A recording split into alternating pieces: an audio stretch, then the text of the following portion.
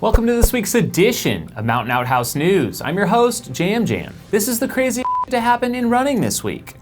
This week's stories include help save the Angeles Crest 100 course, Canyon's golden ticket winners, and a Treadmill 7-day world record attempt.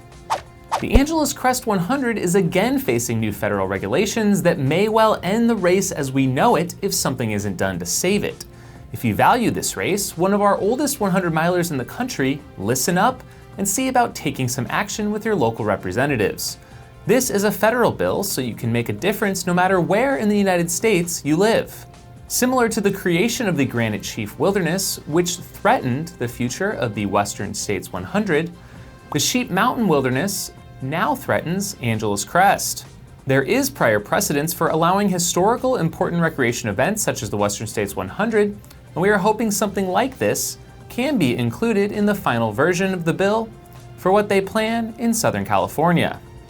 This was brought to my attention by Dominic Grossman, and more information has been posted at www.ac100.com/saveac100.asp. Essentially, it is an easy three-step process to get involved. First, find your congressperson. Second, contact them via their website using the letter on the AC100 site. And third, follow up if you do not get a response. As someone who ran AC100 3 times, and I can attest to how amazing this race is, and the latest wilderness expansion threatening its high point and crowning jewel of the event, Mount Baden-Powell, I urge you to check it out. We don't want this to become the Angeles Crest Road 100. Thanks for your time, Outhouse Nation, and let's make a strong showing. Jamie Mcdonald, who also goes by the alias Adventure Man, is following up his across the United States run with a new challenge to go for the furthest distance covered on a treadmill in 7 days. He's shooting to better the current mark of 517 miles. He's doing the entire attempt to raise money for the Superhero Foundation. As of hour 83, he had hit 441 kilometers, or 274 miles, just about at the halfway point, which is looking like he's on track for the record thus far. In more multi-day news, the SelfTranscendence Races in New York, which feature a 6 and 10-day event, took place over the past week plus. Of the 15 women in the 6-day, Annabelle Hepworth took the women's win with 402.4 miles. For the men, it was Joe Fuji's who posted up just a tad more with 422.4.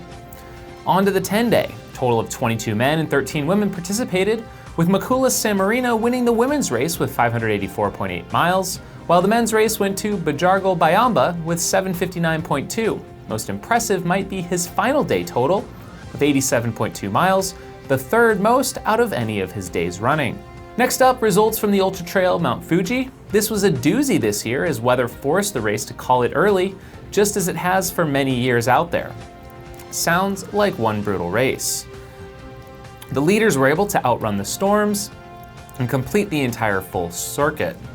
We saw Xavier Thevenard pull off the victory in 19 hours 36 minutes, followed by Jing Lang of China, who was next in 20:39, just about 30 seconds ahead of first American Lauren Newman in 20:40. For the ladies, it was Fuzhou Zhang of China taking the big win in 24 hours 20 minutes, with Lou Clifton of Australia next in 25:50, and Kaori Asahara of Japan third 5 minutes later. Another UTWT race took place on the other side of the world at Madeira Island Ultra Trail on a 71-mile course. Solomon athletes Francois Den and Courtney DeWalter both took the wins, with Den out front in 13:49 and Courtney finishing in 15:17, 10th overall. Runners-up for the men include Diego Pazos of Switzerland and Tim Tollefson of the US, while American Katie Scheid was second for the women.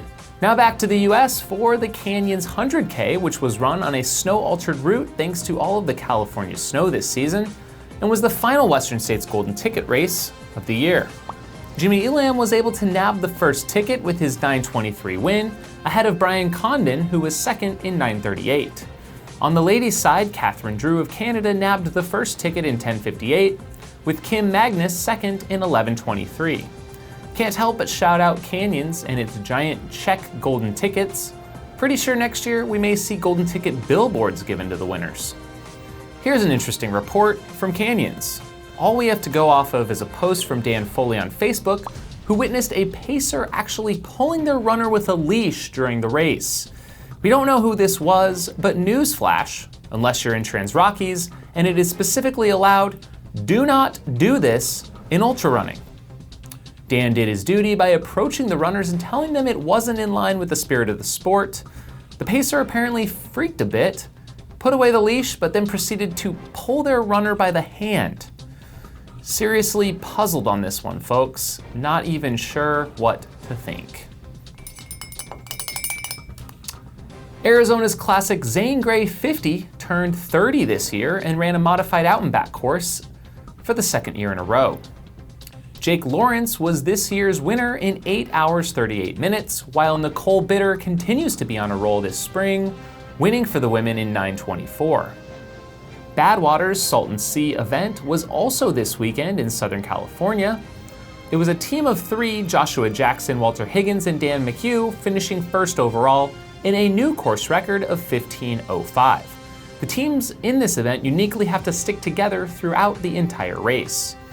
The 3 winners will gain entry automatically into next year's Badwater 135. Gary Robbins, who's been recovering from a sacral stress fracture this spring that took him out of the Barkley, just posted on Instagram that things aren't healing up too well, and he'll have a bit longer road to recovery than previously expected. All the best, Gary. Hoka's Project Carbon X takes place this weekend in the Sacramento area. A total of 8 athletes will be shooting for world records at 50 miles and 100K, with Jim Walmsley, Pat Reagan, and Sabrina Little headlining the 8-athlete event. More on that next week. But you'll be able to catch it live on Facebook and YouTube.